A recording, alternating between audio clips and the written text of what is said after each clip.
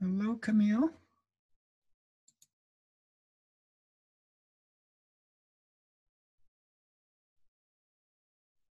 Camille, can you hear me?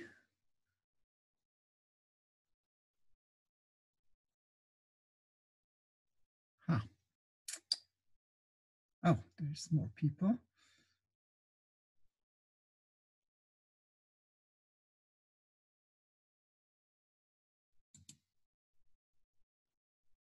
Okay.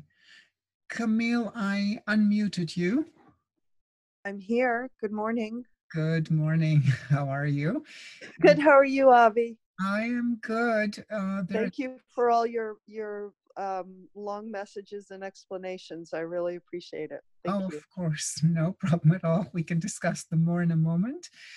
There is one more person on here who's without video also, Olivia. Olivia, Good morning, Olivia. But she is not quite answering. Unfortunately, I'm not good enough to know how to work these things out. I don't, it seems like if you're using a phone, you can go on video. Is that correct? Camille? I'm not sure. It's just about, I think there is a choice. Okay, and it's early morning, so you're not ready for video. Yeah, also actually Monday is my day off, so I'm actually not ready for video. Bad hair day. But I'm here. No, I'm I've kidding. been attending.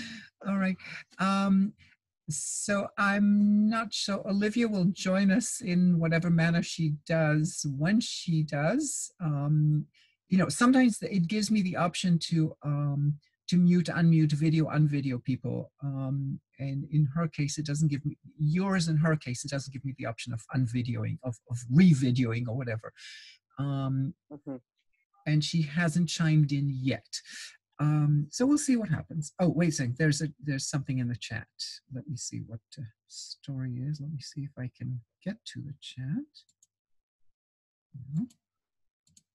Oh. Sorry, I don't have any sounds, so I am just trying to sort that out. Okay, so she sent a message saying she is that she is not able to have sound yet. So. Well, then I'm going to put in a request for discussion today, unless you already have a topic. No, there isn't. Which is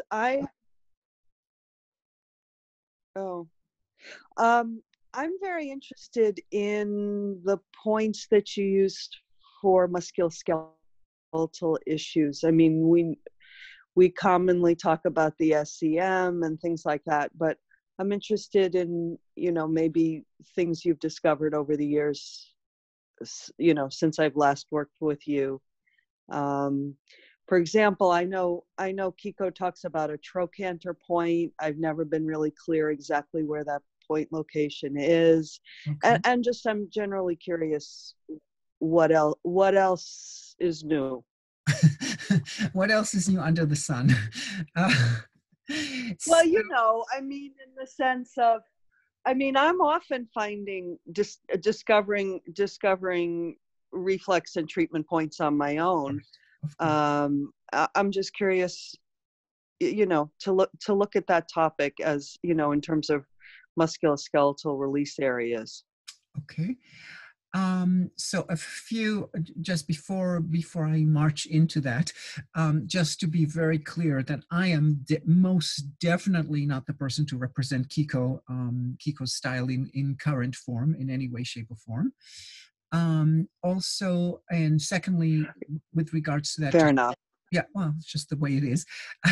And in terms of musculoskeletal stuff, I want a little bit of clarification, because the trochanter point itself is really a point that releases the diaphragm, releases the lungs capacity to expand.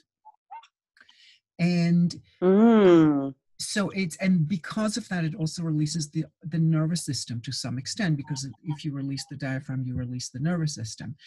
I'll give you an explanation as to why in a second, but it's not really so much a musculoskeletal point.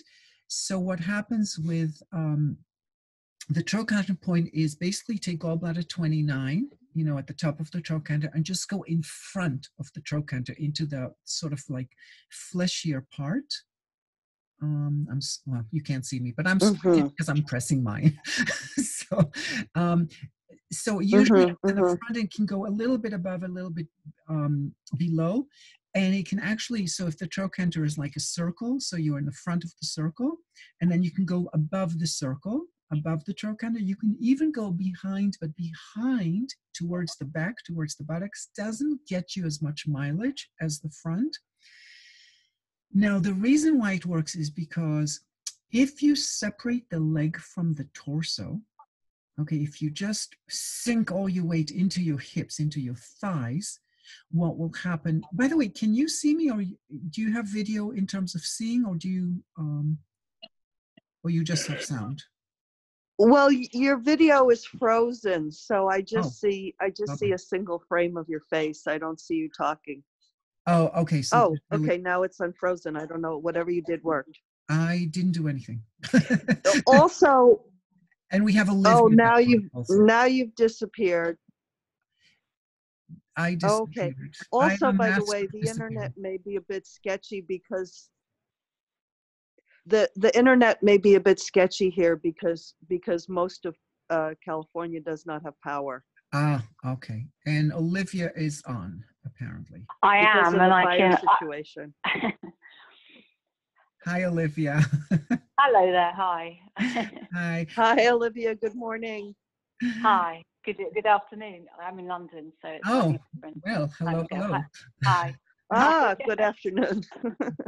So we will, so Olivia, let's talk about Camille's question, and then we'll have you chime in whenever you feel like it. Is that good? Okay.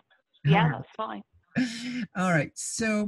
Um, so if you sink all your weight into your hips, if you literally do it, you will don't sink necessarily from the top. Just let all your weight of the legs just fall. So you're like slumping into the hips.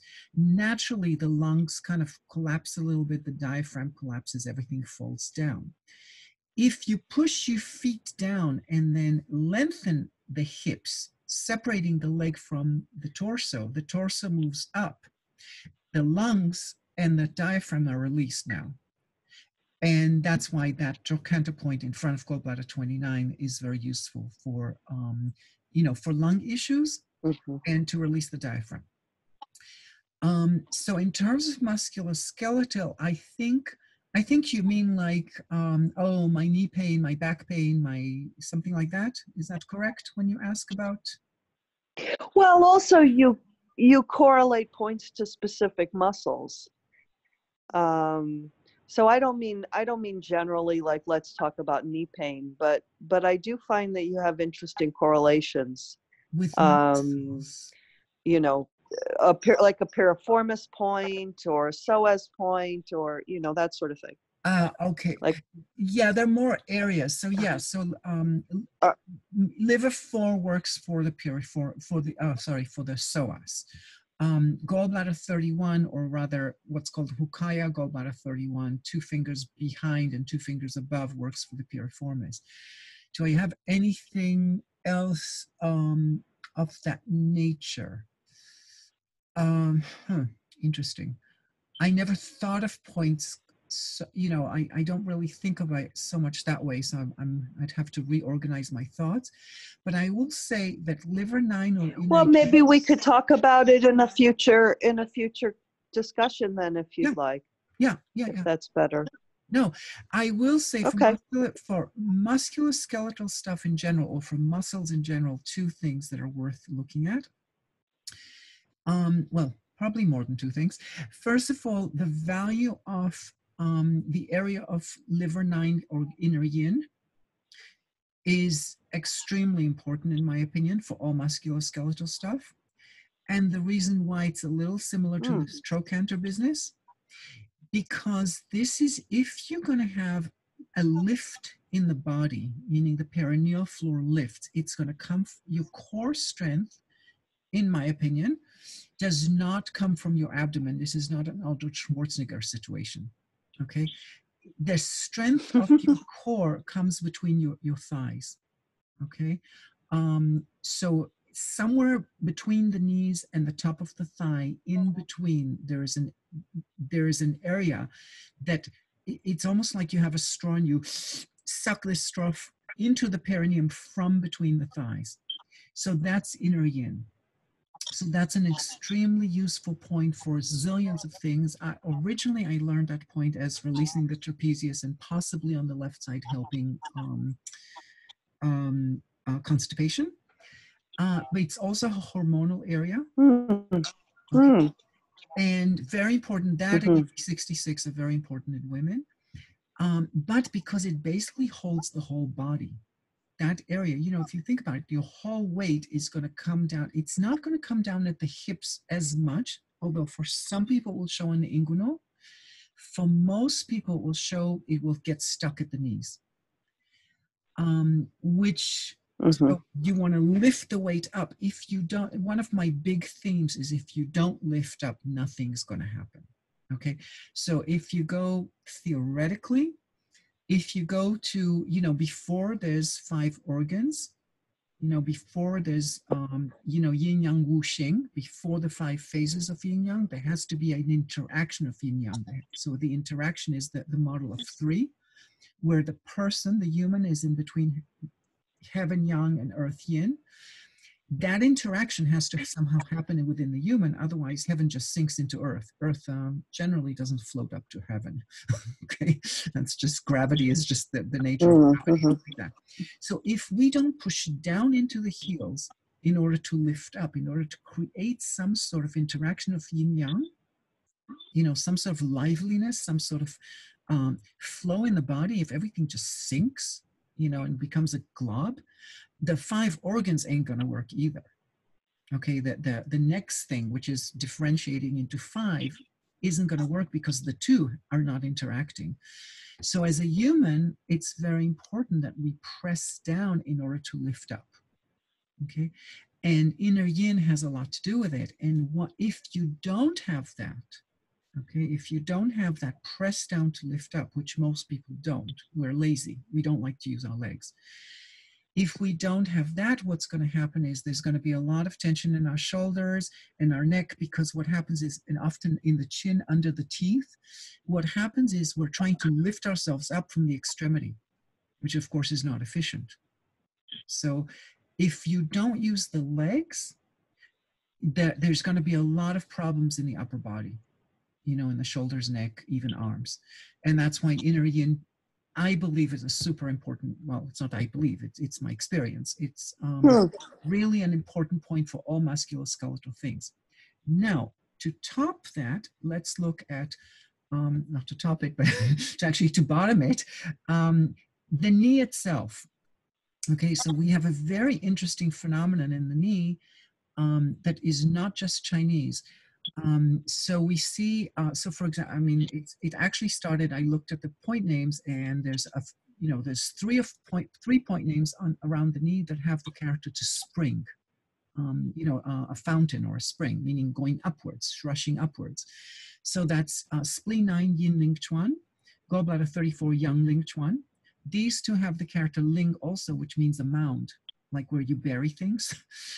So it means that you can take things that are buried thinking, and as we know in the body, it's spleen 9 especially, there's like a chubbiness often for people. Things are sinking down at spleen 9. So to spring them up, to bring them up. So, you can think of it as the 2 points, the yin and the yang of it.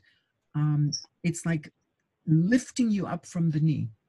Okay, which obviously, if you think about it, you're going to have more power at inner yin because there's just more thickness there. There's just more stuff there. The thigh is bigger than below the knee, for most people at least, I hope. So which suggests that we can use inner yin and gallbladder 31, for example. But quite honestly, the gallbladder 31 does not add you a huge amount. It's the yin or yin that counts. But spleen 9 gallbladder 34 can be a very important combination. Spleen 9 for me is needled upwards, not towards gallbladder 34, but 34 is Right. straight in. And liver 8 is called the bending spring, Chuchuan. So you have a spring quality in the knee, and that is actually correlated with a number of other, in other languages, other cultures. For example, in French, the knee, le genou, genou comes from the word to generate. Okay, we have the capacity to generate in the in Hebrew. The word for knee is berech, and berech comes from the word bracha or brecha. Brecha means a pool, exactly the same as, the pool is where the spring is. And bracha is a blessing. Okay, so again, it's a source that generates things. So the knee, and I'm told by a patient that in Farsi, don't know what the word is, I can't remember, but she told me, yes, it also has the exact same thing. There's something new to create new in the way the knee is expressed. So in all cultures, in Chinese, the knee is not, she is nothing to do with generating, but the points around the knee have something to do with spring. So in different cultures, we see the same idea that the knee is something that we generate stuff from. So I would add that to the idea of musculoskeletal things. The sacroiliac ligaments are extremely important for muscular stuff because they pretty much hold your whole body. So, that's the so-called bladder, bladder 26, 27, 28, and bladder 53, 54 maybe. It's hard to define because the sacroiliac ligaments are very hard to get into between the sacrum and the iliac. I tend to take them more from the iliac side, so they become much more lateral. It becomes a little more lateral. That's a very important situation. And the other thing for musculoskeletal stuff on the back, because I always treat both sides, is T11, 12, T7, and T5. And the reason why is because those are the biggest points of the curve. Okay, I know do4 L2 is supposed to be the biggest point of the curve, but what happens is T11, T12 is where the curve shifts from lordotic to kyphotic. And T5 or T7 is usually the height of the kyphotic curve. So those are going to be super important. And somewhere between small intestine 9 and 10, needled outwards towards the deltoid is going to be super important. More for upper rather than lower, granted. But it is good, because again, it releases the tension that people hold their shoulders up, and it kind of relaxes and it opens up the whole spine, which means it generates other things beyond that. So that's kind of off the top of my head. As in four corners. As in four corners, yes. It's the two upper corners of the four corners. Right. And the lower two corners, right. So the upper two of the four corners are considered blood supply for the arm, or whatever, opening the arms. And the lower two corners are considered blood supply for the legs, or opening the legs. In fairness, the lower two, in terms of the legs, I generally add L5 needle downwards and outwards also, not just the so-called four corner. In other words, the dimple in the crest. I also add L5. And you have to remember that for me, because then people say, well, but you've got so many needles, blah, blah, blah, blah, blah. For me, it's not the number of needles, it's the number of ideas that count. So I have one idea, which is my blood to the lower leg. If that takes 4 needles, that's one idea.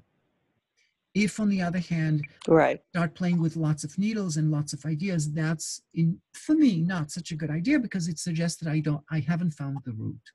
That's all. Because in terms of, this is not 100 years ago with very thick needles that are depleting. So, and my Toro, this is my kitty. So, me.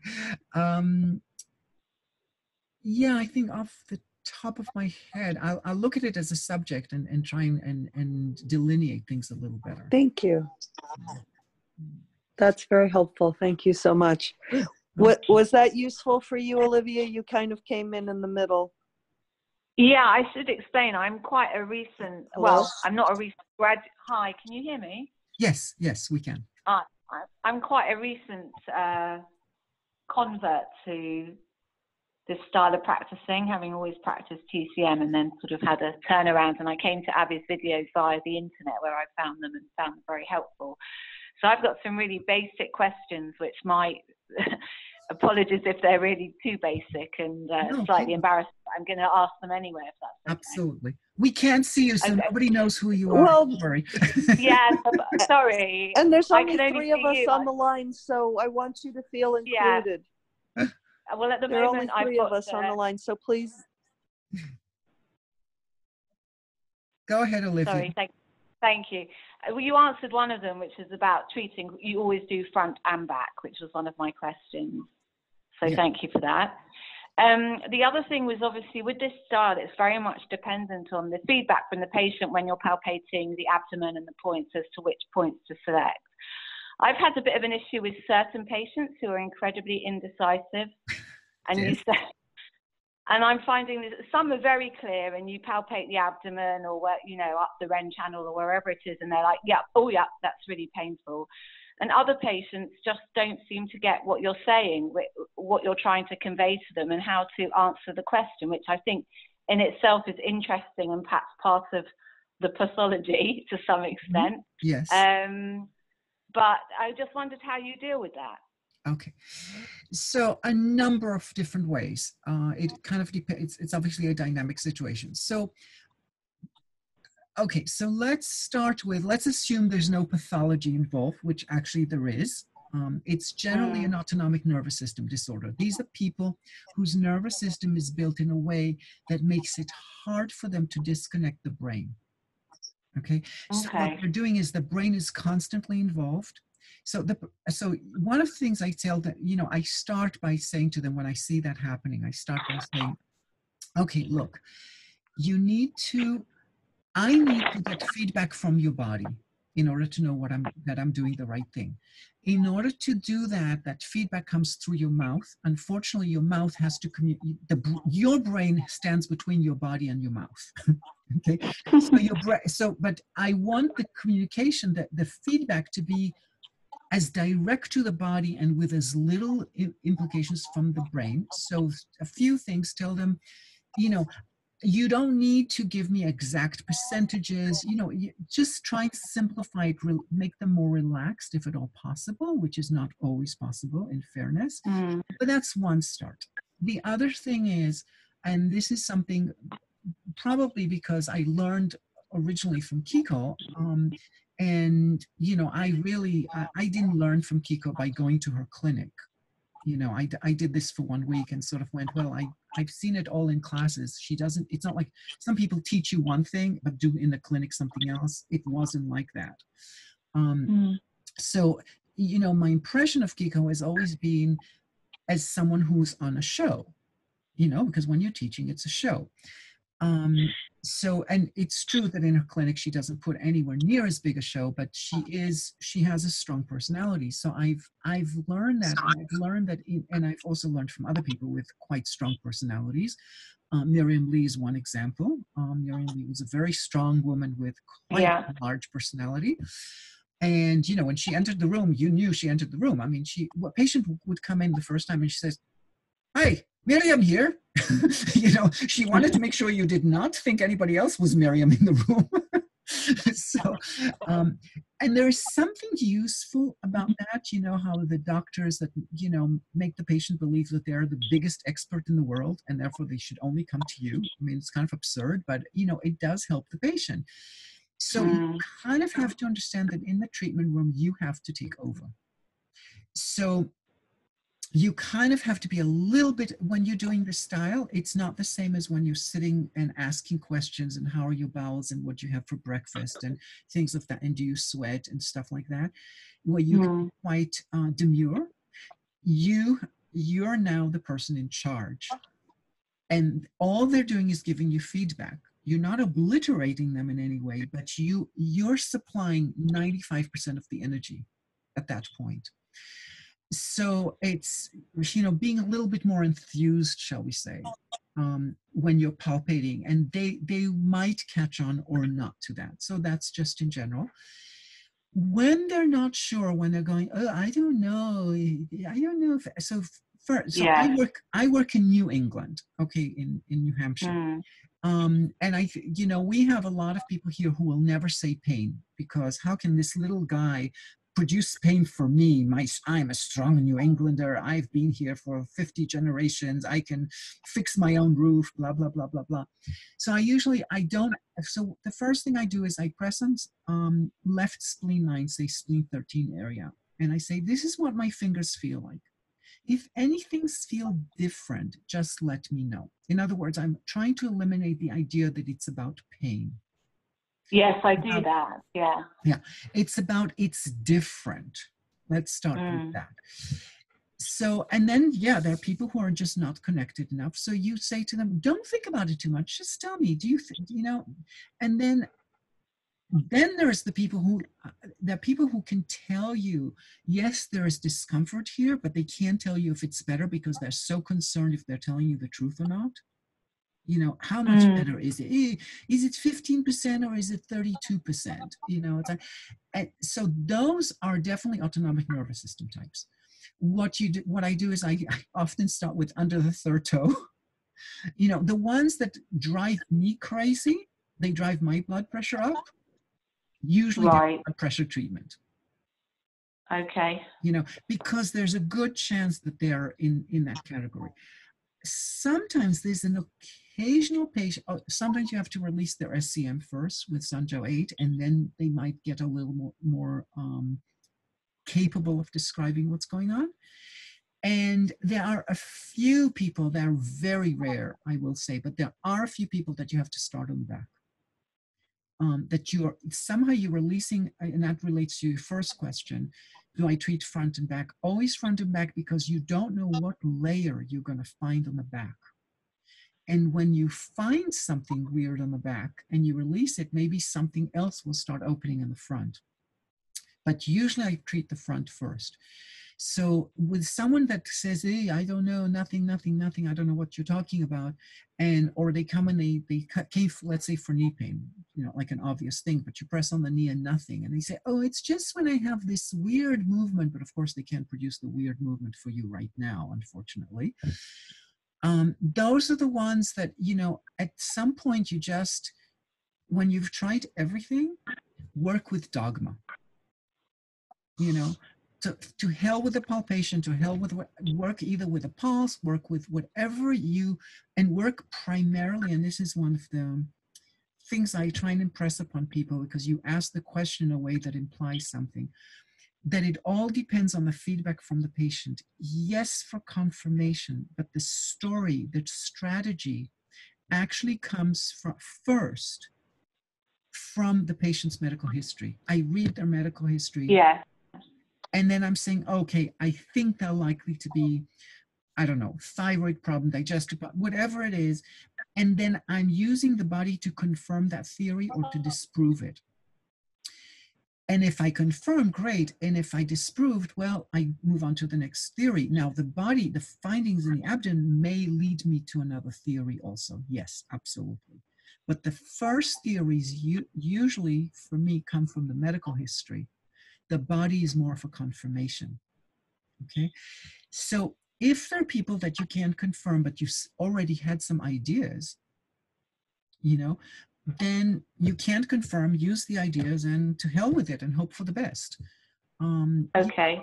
It's just like any style. What happens when a person comes in and in TCM, they do not fall into spleen Qi deficiency, liver Qi stagnation, or kidney yin deficiency? I mean, they just do not fall into these things.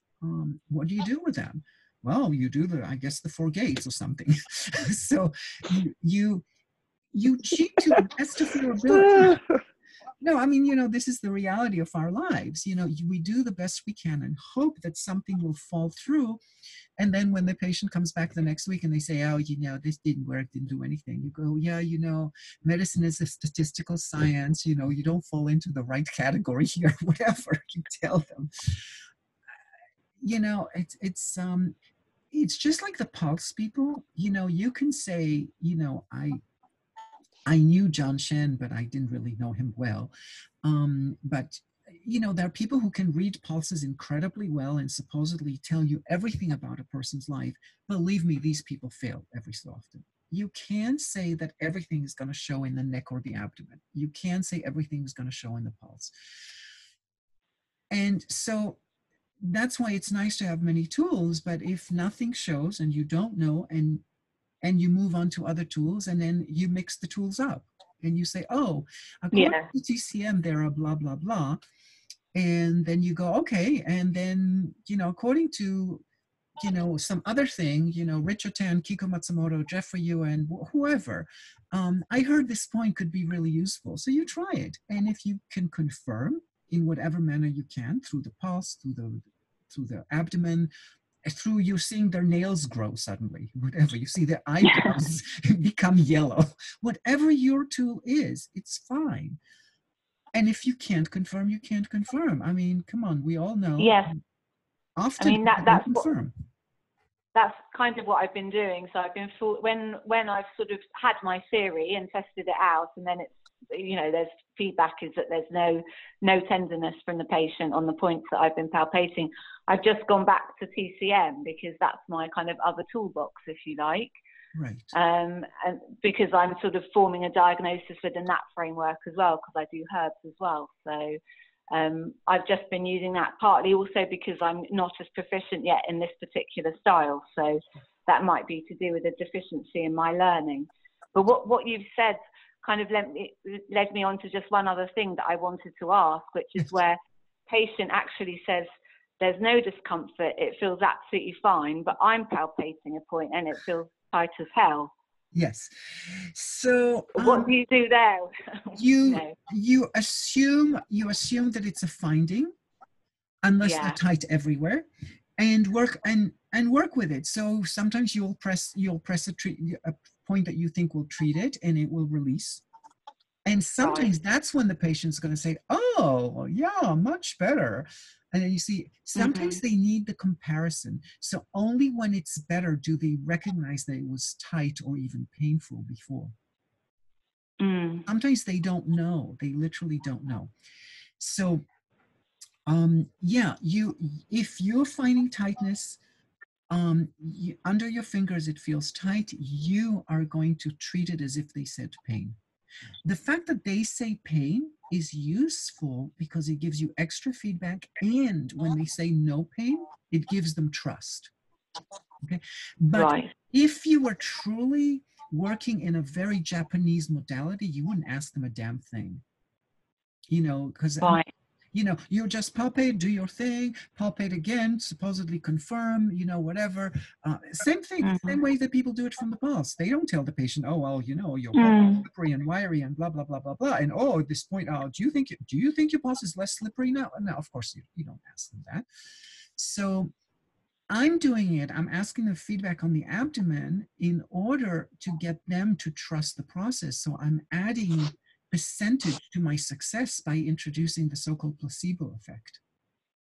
Okay, but if you feel tightness and you feel it softens, that's just as valid. That's a confirmation that you. Okay, yeah, that's great. Thank you. Yeah, you're welcome. I would like to encourage you, though, if I don't want to impose or anything, but what happens sometimes is that we say there's no findings, I don't know what to do, so I go back to, say, TCM, or I go to whatever. So before you do that, of course you'll do that if you don't have a choice, but before you do that, ask yourself this: from the medical history, can I make up a story that says this is why? So instead of saying, oh, my story is that they have spleen qi deficiency leading to dampness, so I'm going to supply the spleen and drain dampness, which I don't know, maybe that works. I'm not going to say anything about it, but because it's just not what I do personally. But if you can then say, so let's say that they have they have a thyroid issue, so then you treat the thyroid, so you treat kidney, because kidney is related to the thyroid. So if I think you'll start getting better at the style by forcing yourself back into it. Okay. Even though oh shit, I don't have abdominal things, so it feels like I should just exit gracefully. And what I'm suggesting is don't exit, stay there, make shit up and play with it, because it would be the same thing as what you would do with TCM, which is now you made that stuff up, which is stomach 36 and spleen 9, right? Spleen 9 resolves dampness, stomach 36 tonifies the chi. I mean, you're not any different. But what you're doing is, since you're trying to learn a style, the longer you stay with a problem and try and attack it from within the style, the more you'll start understanding its nuances. You'll expand your horizons, as opposed to, and I get that at some point you have to go back to what's comfortable. Believe me, there's plenty of things that are comfortable for me within this style. Release the SCM with Sancho 8 is very comfortable for me. I can do that on anybody and still some results. I mean, the problem with acupuncture is that 99.9% of the patients feel very euphoristically. Everything is very comfortable. But is your symptom better is a different question. But so we can deceive ourselves quite easily by the fact that we do have a quote unquote mind altering style tool that relaxes people. It gives them a certain sense of meditation, of space. And one of the components that I often try and impress on people is space and light are essential components of healing. Without those, there's no healing. You've got to give people a sense of space, a sense of light, and a sense of possibilities. That comes before any needle directs those three things to the specific problems. So if you can that's why I think 4 gates is probably a fabulous treatment. I mean, I personally don't like it because I think lodging does in 4 and liver 3 hurt. But, I'm sure it's a fabulous treatment, because I think it does get people very like, oh man, this is really cool. It's like, and that creates the opportunity for a problem to be resolved. Our problem is what happens beyond that when you gave them some space and the problem did not get resolved. Now I need to actually do some actual directing of this space and light and niceness that I gave them, and actually direct it physically to the actual problem. And that's why this idea of inner yin, in my opinion, is a better idea, because it does have a better physical component. It has the same component as, let's say, 4 gates in terms of creating space, but it has a physicality of creating space. Are you talking about liver 9 there? Liver 9, but on the kidney channel. Take liver 9. And yes, right. Yeah, the Japanese liver. Yeah. Okay. Well, it's called inner yin in our circles. You will find it's called Shin Yin Men, the new bladder 37, and it's obviously not on the bladder channel. But the name of bladder 37 is Yin Men, Yin Abundance, and this is called the new Yin Abundance. Okay. Okay. Okay. That's lovely. Thank you. You're welcome. Anything else? Do you have any interesting cases that you've treated lately that you care to share? Oh, something surprising or something that... Oh, wow. I totally wasn't expecting that kind of question. So next time I'll think about it. Did you have more questions, Olivia? I mean, no, I mean, I can hold over till next. I'm happy to hold over. I've got a couple, but I'm happy to hold over till next time. I mean, go ahead if you wish, Olivia. That's fine. Go ahead. Well, it's just, I didn't realize if you don't mind. More. I've only got there's one. no time like today. Okay, carpe diem. So it was actually about Ming men pounding. Ming men what? Ming men. Well, this idea if you can feel Ming men pounding around, around the umbilicus. Oh, that's Ren 9 pulsing. Okay, thank you. Yeah, and Ren 9.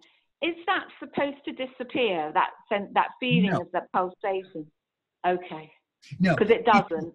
Yeah, it's okay. I mean, occasionally you'll have a patient that it will disappear, Mm. you know, on their body.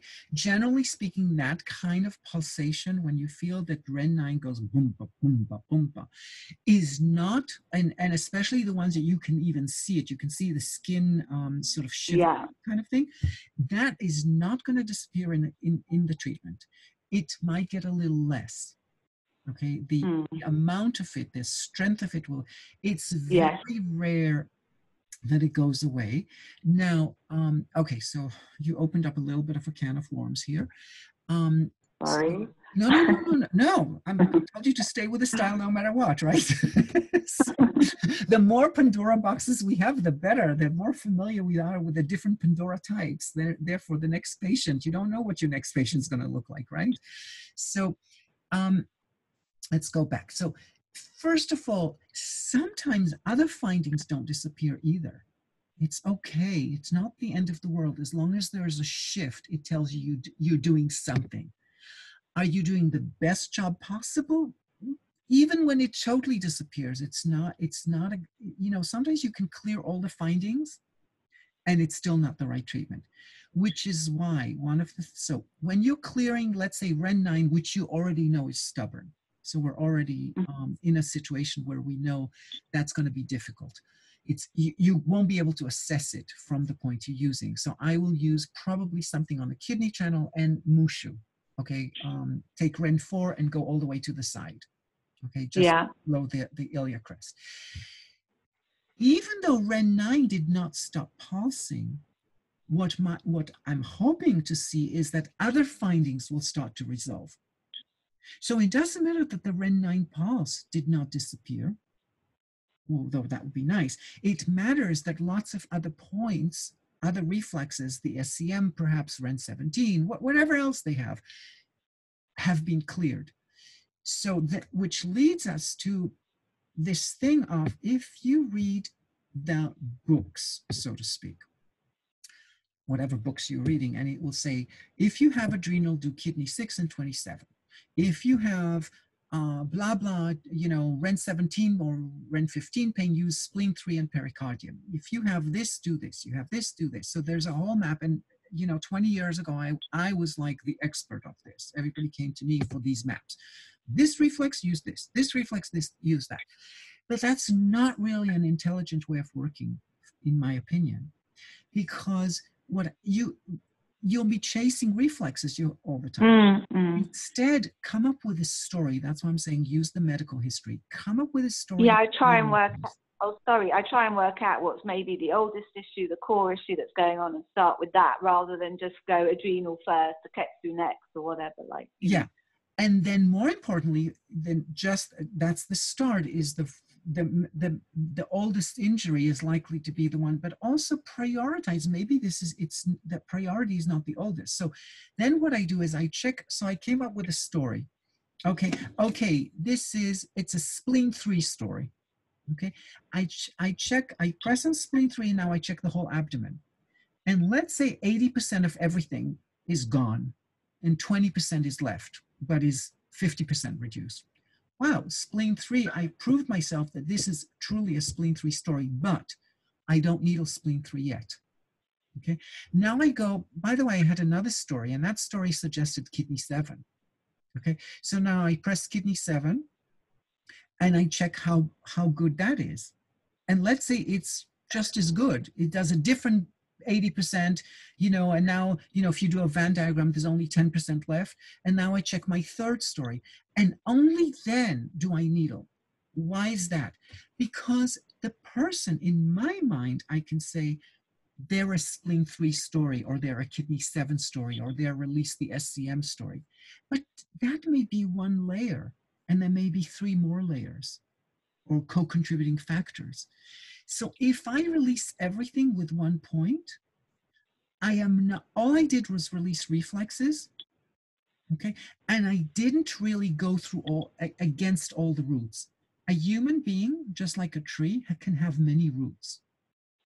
So if you want to cut off the tree, if you want to really address the ill health, the ill health can have more than one root. So just because when you cut off one, or you address one, whichever language you want to use, when you address one thing, it does, it may look great for a while, but then this other root is going to like agitate and go, wait a second, you think you're so smart, you treated spleen 3. Well, watch out what kidney 7, what kidney 7 not treated will do to you. Okay, so not having treated everything I could can be problematic. So that's why I'm not in favor of chasing the abdomen, but using the abdomen to prioritize, make up a story, see if that point that you're relating with that story resolves enough of the abdomen to justify it, check more points, then you have a quote-unquote point prescription, if you like. Rather than say, Ketsu, liver 4, lung 5, adrenal, kidney 6, 27, it's like endless. Yeah. So that would be my suggestion. So if you're treating Ren 9, which in my case I use Mushu, I'm looking at whether the Mushu has treated all sorts of other things. And as it happens, Mushu is a very powerful point, because Mushu and inner yin have the same function of lifting, of creating space in the body, fluffing up the body, so to speak. So it's likely to do a huge amount in the body. Okay. So you don't have to necessarily check the Ren 9. You want to check everything else. Okay.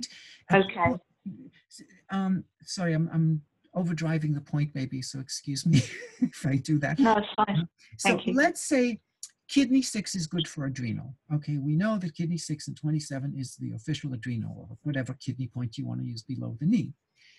If it clears adrenal, what did you do? You proved the standard dogma. So okay, it's already written in the book, and I'm very happy that your patient and the book coincide. That's really cool. But that's all you did. Okay. If, on the other hand, kidney 6 now starts fixing lots of other things that no one says that do 20 relates to kidney 6. Okay. If your patient happens to have pain on do 20 and kidney 6 releases do 20, now what you've proven is not that kidney 6 released their adrenal. What you've proved is that kidney 6 is an essential point, possibly because of the adrenal, is the root. But you've proven how what a major axis or what a major point kidney 6 is for that particular person. And that's far more important than releasing their adrenal reflex. Okay. You see what I'm saying? So if kidney 6 only releases, a better example, let's say they have do 20. Kidney 6 releases adrenal, but kidney 7 releases adrenal and do 20. Which one do you choose? Kidney 7. Of course. So that when I simplified with that kind of example, you see now you have to take that idea and put it through a much wider kind of net. Yes. Okay, that's great. Thank you. You're welcome. Camille, anything? Thanks, Camille. You're welcome. Anything else, Olivia, before? No. I'm just thanking Camille for letting me hog your time. Oh, no problem. Time is to be hogged. So time is only there to be used. Otherwise, it's useless. So. Camille, any questions, answers, comments? Maybe not. Okay. It's lovely what we have. Whoops. Can you hear me? Let's start again. Oh, well, again, I was just going to ask if I'd love to hear a case of yours. I promise to bring something next week. Okay. Yeah, I'm so totally not disassociate from what's happening with my patients. It's always a weird phenomenon. But I will. I will think of something, and it's also one of those weird things where, when I know the feeling of when something weird happens on the table, you go, wow, who the hell would have thought of that? How did this happen? And then it becomes, 3 minutes later, it just becomes the norm. Sorry, we got cross-talked. Um, so what happens is at that moment you go, wow, this is really cool. And then 3 minutes later, it becomes like, why is that so cool? It just seems to work. And I go, it just, it loses its wonderment in a way. So, I guess the way to work with it is to write them down right as soon as you leave the room. So that sense of wonder stays with you. So I'll try and look for that. So Yeah, because I really haven't studied with you since the days of if this then that. So I guess part of it is trying to see how you're practicing now. mm-hmm. Okay, got you. Yeah, and not to try and escape or well, try. and Go ahead, Camille. We have a bad line, it looks like. Sorry. So what I would suggest is if you want to see how I practice now, there's videos of classes that are recent. So what I would do is just pick up, like on YouTube, you can see, oh, it treats a certain condition. If I happen to be interested, it doesn't mean that that particular patient will be fascinating or interesting, but you might get a little bit more that way. Although obviously, you have to go through an hour and a half of video to get maybe, a little bit of information, because you're someone who has all the information. Basically, you're looking to well, hardly, but well, I believe you have. I know you. But so you're looking for ways to create variations more than anything else. So it's a bit of a tall order to say to someone, oh, go watch an hour and a half from to your get 3 many seconds. years of clinical experience. Sorry? Well, no, I'm just wanting to look at your many years of clinical. Just curious. I will go back and look at some more Yeah. recent videos. So Yes, it's true. I have. Yeah. No, that's I can totally understand. I would say that my biggest theme in the last, say, 3 years has been okay, so because I can't correlate it specifically to one patient right this second, but the biggest themes for me have been creating that space, that down up movement in the body in order to create space. So that's supposedly a protocol that I invented that starts with kidney 6, inner yin, mushu, and at the top you have a choice between 3: stomach 9, under the teeth. Some people call it tooth fairy for some reason, or UB2. So you have to test which one will do the best job. That protocol is basically to elongate, to give space in the body, to press down. I can tell you that theoretically I started it with kidney 6, although now I will often use kidney 7. I will often use stomach 41 or even spleen 3. Kidney 6 originally, the name is Chuai, and Jiao or Zhao Jian is to shed light. And that word appears in the Heart Sutra, where Kuan Yin says that she sheds light on her body and mind and overcomes ill being. And ill being is defined as bitter, ku, like kushen, which is the character 10, and a grass. So a grass that's been around 10 times, it's the late autumn, like now, it's withering, it's no longer, it has no juice, and it's falling. So that's why it's bitter. And literally is the character for a person punched over, distress. So if you overcome ill being by shedding light, my thought was kidney 6, Zhao Jian, Zhao Hai, the shining sea, shedding light sea, might do something. So I started playing with it, and actually physically, if you press the heel down and lift the ankle bone up, you actually create a lift in the perineal floor. We have a lot of background noise. I'll try and mute you guys. So if you want to talk, unmute yourself.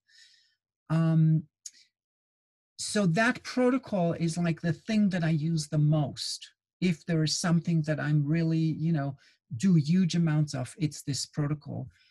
It has to do with this character Chuai, to stomp, that appears in Ling Shu 10 in the description of the channels of the spleen, the kidney, and the bladder channels. You have to be able to stomp, to press the heel down. It's a little bit like Chow, in order to lift up. Because if you don't have that connection, you have nothing. Well, you don't have nothing, but you have a lot of everything sinking. The other idea that I use a fair amount comes from the YNSA, Yamamoto's new scalp acupuncture. So he has what's called somatotope eye, which is points above the ear and around the ear to represent the whole body. And as a result of that, I started using Sanjiao 23, Sanjiao 22, which is called the Harmony Liao. Because number one, it's the only point that has the character harmony in it. And that's what we're supposed to be doing with acupuncture, is harmonize.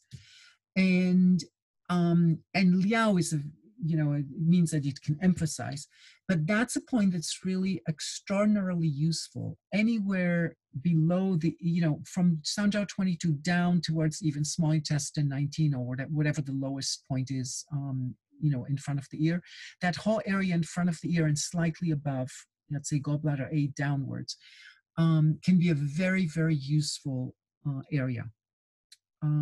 For pain, for lots of things, but I will add that last, because that, I don't want to cheat, by unscrambling the signals of the brain, and then all the abdomen, all the reflexes go in, and you say, I don't need anything, just Sanjiao 22 and done. That will be a bad way of doing it, in my opinion. So I prefer to address the whole body as much as I can. I will check Sanjiao 22 at the beginning to see, okay, how good is it? And then I will add it.